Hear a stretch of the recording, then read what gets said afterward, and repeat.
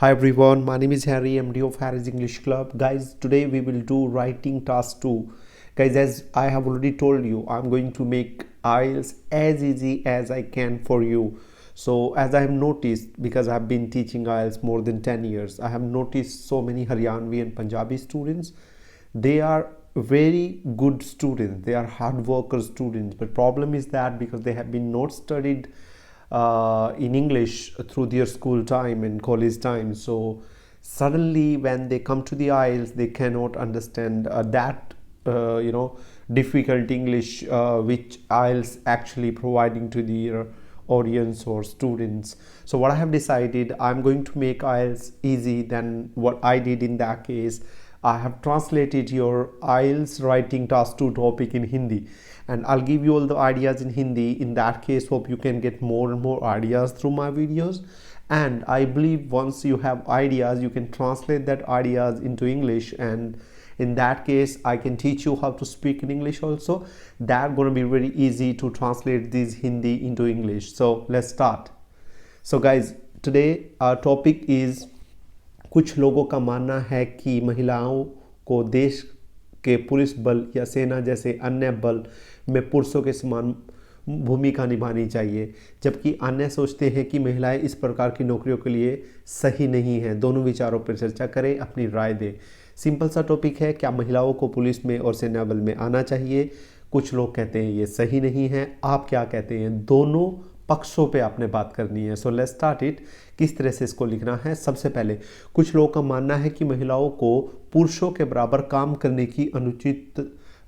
की अनुमति दी जानी चाहिए। जैसे जो महिलाएं हैं, जो फौज में या पुलिस में उतनी क्षमता से नहीं आती है, या उतनी ज़्यादा उनकी अनुमति नहीं है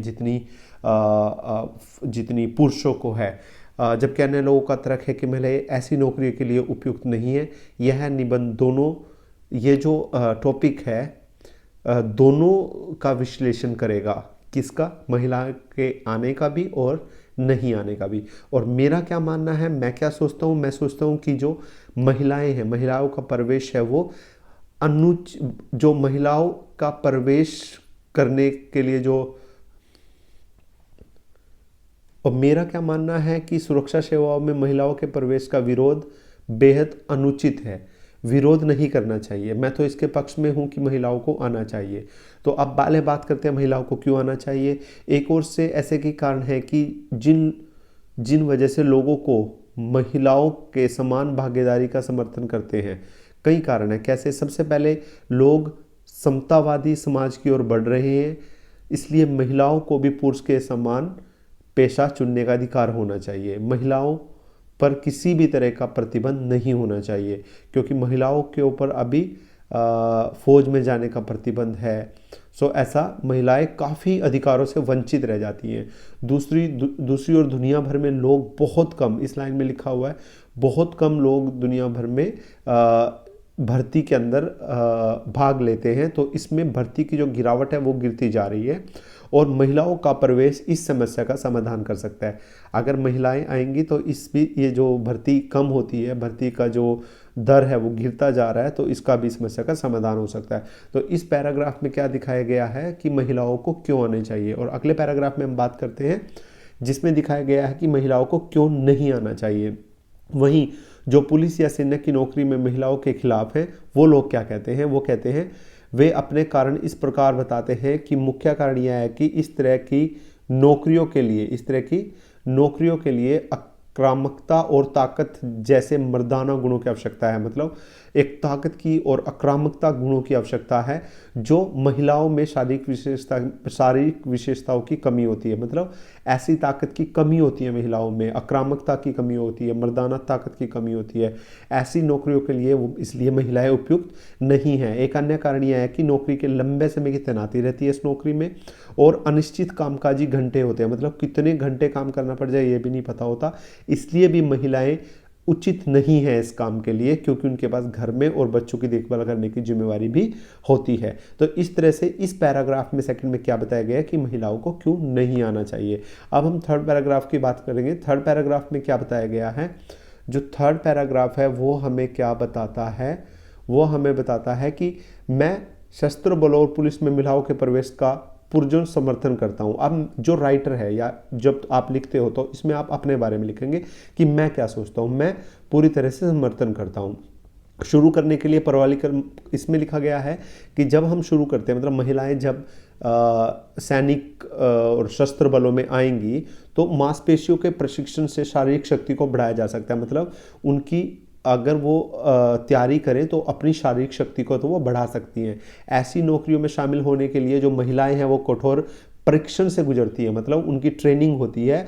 जब वे काम पर होती हैं तो पुरुषों से कम नहीं होती है, क्योंकि ट्रेनिंग के बाद ही राइटर लिख रहा है, ट्रेनिंग के बाद ही उनको ऐसे नौकरियों पे भेजा जाता है, तो वो महिलाएं पुरुषों से कम नहीं होती है। इसके अलावा कुछ नाजुक परिस्थितियों में महिलाएं पुरुषों की तुलना से अधिक प्रभावशाली होती हैं। कुछ ऐसी परिस्थितियां हैं जहां महिलाएं पुरुषों की तुलना में ज़्यादा प्रभावशाली होती है। जैसे फॉर एग्जांपल इसमें लिखा गया है कि कोई बातें करना, फॉर एग्जांपल कोई युद्ध चल रहा है तो स्थानीय लोगों से बातें करना और खुफिया जानकारी लेना, महिलाएं इसमें ज़्यादा बेहतर होती हैं। फिर नीचे लिखा गया, लास्ट में आप देखेंगे संक्षेप में लिखा, महिलाओं को पुलिस बलों और सशस्त्र बलों में प्रवेश से वंचित करना न केवल उनके साथ अन्याय है बल्कि सुरक्षा बलों को महिलाओं की विशेष क्षमताओं से भी वंचित कर रहा है। देखो इसमें संक्षेप में लिखा गया कि अगर आप उनको महिलाओं को इसमें शामिल नहीं करते हैं तो सिर्फ महिलाओं के साथ ये अन्याय ही नहीं है बल्कि सुरक्षा बलों को महिलाओं की विशेष क्षमताओं से भी वंचित कर रहा है। जो महिलाओं की विशेष क्षमताएं हैं सुरक्षा बलों को वंचित कर रहा है, मतलब ये गलत है उनको, राइट। सो संक्षेप में महिलाओं को कहने का मतलब है कि सशस्त्र बल सैन्य बल में आना चाहिए। तो गाइज ये एक टॉपिक था जो मैंने डिटेल में बताया। टॉपिक का नाम आपके सामने मैंने अभी भी रखा था, right, and it was a great topic. Hindi में मैंने बताया आपको, we can translate it in English also. Guys, if you like my channel, if you like this idea, so you can just subscribe my channel. What I'll do, I'll translate this topic into English also and I'll send you. In that case you can get more and more ideas. They're gonna be really helpful for you. Thank you very much for watching this video. Bye bye, take care.